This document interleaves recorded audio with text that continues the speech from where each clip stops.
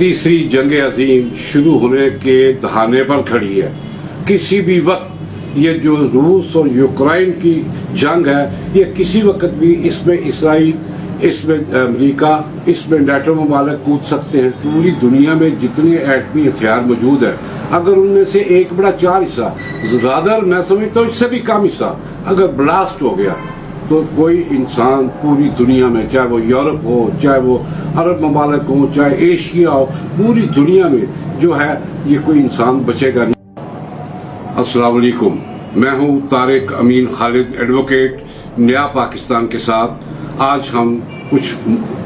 मुल्की और कुछ गैर मुल्की बातें करेंगे कि हम तीसरी आलमगीर जंग की तरफ जा रहे हैं। यूक्रेन वर्सेस रशिया, और यूक्रेन जिसको नेटो की तमाम ताकतें जो हैं वो उसे असला और हथियार दे रहे हैं, जबकि पुतिन रशियन जो प्रेसिडेंट हैं उन्होंने एक ऐलान कर दिया हुआ है कि हमारा आखिरी सिपाही तक भी जब तक जिंदा है हम जंग लड़ेंगे। और उसने दूसरी बात जो कही है वो बड़ी ज़बरदस्त है और शेरों की तरफ दहाड़ा है। पुतिन ने कहा है कि जो भी मुल्क हमारी इस जंग में शरीक होने की कोशिश करेगा या अमदाद करेगा यूक्रेन की, हम उसको पूरी तवज्जो से निशाना बनाएंगे। इसीलिए अभी तक बहुत बड़ी बड़ी ताकतें अमेरिका और बरतानिया समेत कोई मुल्क जो नेटो के ममालिक है वो भी और कोई दूसरा बड़ा मुल्क ये कोशिश नहीं कर रहा कि वो अपनी अफवाज को यूक्रेन में भेज के रशिया के साथ जंग करे। हाँ, अलबत्ता खुफिया तौर पर हथियार और असला और तमाम चीज़ें वो ज़रूर पहुंचा रहे हैं। और अब जो सूरत हाल हुई है कि रशिया ने एक नया जो बम इस वक्त यूक्रेन में ब्लास्ट किया है, उसके बारे में ये कहा जाता है कि एटम बम से भी वो ज़्यादा खतरनाक है। अब हो क्या गया, नए ब्लॉक बन रहे हैं, रशिया और चाइना मिल रहे हैं और उसके साथ ईरान और पाकिस्तान भी शामिल हो रहे हैं। ये पाकिस्तान और ईरान की बात को किसी हद तक मैं लूँगा, लेकिन जो वाज़ेह है वो रशिया और चाइना है। ज़ाहिर है अगर ये जंग शुरू होगी तो ऐसे ही होगा। अब दूसरा जो नया ब्लॉक बन रहा है उसमें वो पुराने लोग हैं कि क्या अमेरिका और उसके साथ इजराइल और भारत और उसके नेटो ममालिक। अब ये हो क्या रहा है आलमी सतह पर कि एक गेम चमकाई जा रही है। वो चाहते हैं कि जंग का मैदान जो है, अब 102 दिन हो चुके हैं रूस और यूक्रेन की जंग को। हजारों की तादाद में दोनों तरफ से न सिर्फ फौजी जो है वो मर चुके हैं, बल्कि करोड़ों डॉलर का असला भी इसमें अभी तक तबाह हो चुका है और चल चुका है। लेकिन इसके बावजूद ना यूक्रेन अपनी बात से पीछे हट रहा है और ना ही जो रशिया है वो इस चीज़ से पीछे हट रहा है। अब सूरत हाल क्या है कि क्रीमिया था, आज़ाद होने के बाद वो आज़ाद हो गया, रूस ने उसे अपने साथ मिला लिया, आप शामिल कर लिया रूस में। अब उसके बाद आता है यूक्रेन। यूक्रेन के बारे में रशिया की ये ख्वाहिश थी और उसने बताया था कि आप नेटो ममालिक में शामिल नहीं होंगे, लेकिन यूक्रेन जो है उसने अपने एटमी हथियार का जो प्रोग्राम था उसको भी ख़त्म किया, महज इसलिए कि वो चाहता था कि मैं नेटो में शामिल हो जाऊंगा और मेरे अवाम को जो है वो बहुत सारी सहूलतें मिलेंगी। बात तो उसकी भी ठीक थी। बहरहाल जब ये जंग शुरू हुई है तो आम जो दुनिया का ख्याल था कि वो समझते थे कि ये जंग चंद दिन चल के और ख़त्म हो जाएगी, लेकिन जंग को 102 दिन हो चुके हैं और ये लॉन्गेस्ट जो है वार है दो मुल्कों के दरमियान। और अब सूरत हाल ये है कि चाइना ने रूस के साथ अपने जो दफाई मुआहदे किए हैं उसके मुताबिक वो रशिया की इमदाद के लिए तैयार खड़ा है। अब चाइना को क्या है कि वो जो उधर जो ब्लैक सी है उसमें अमेरिका ने अपनी तमाम तर ताकत और फौजी बेड़े उतार दिए वो, ताकि वो चाइना का जो है वो दरवाज़ा बंद कर सके। लेकिन चीन किसी सूरत में ये चाहेगा कि मेरे ये दरवाजे बंद हो और मेरी इक़्तिसादी पावर जो है ये ख़त्म हो जाए, मेरी दिफाई पावर ख़त्म हो जाए और मुझे ये नेटो के ममालिक और अमेरिका जो है ये देखना शुरू कर दे। अमेरिका को अच्छी तरह इल्म है कि अगर चाइना ने रूस के साथ मिल के इस जंग को आगे बढ़ाया तो हर लिहाज से जो शिकस्त है वो नेटो की और अमेरिका की और उन ताकतों की हो जाएगी। लिहाजा अमेरिका ने इजराइल के साथ मिलकर एक चाल चली है और वो चाल ये है कि उन्होंने हिंदुस्तान की अफवाज को ये कहा है कि आप चाइना को अंगेज करें। किधर? लद्दाख के बॉर्डर पर, वादी गुलान में, اتر پردیش میں اور ان علاقوں میں جو انڈیا چائنا کے ساتھ ملتے ہیں۔ لیکن آپ کو یاد ہوگا کہ یہی 1 سال سوا سال پہلے کی بات ہے کہ جب چائنا نے ہندوستان کو سبق سکھانے کے لیے لداخ کے بارڈر پر اور گولان کی وادی اور اس علاقے میں جو ہے انہیں زبردست شکست دی تھی، ان کا سامان بھی قبضے میں لے لیا تھا، ان کے فوجی بھی بڑے مارے تھے۔ بعد میں یہ آہستہ سے یہ بات بڑی طاقتوں کی وجہ سے ختم ہو گئی تھی، لیکن اب پھر موومنٹ اس قدر تیز جاری ہے کہ چائنا نے اپنی لاکھوں کی تعداد میں فوج جو ہے یہ لداخ اور وادی گولان اور اکھنڈ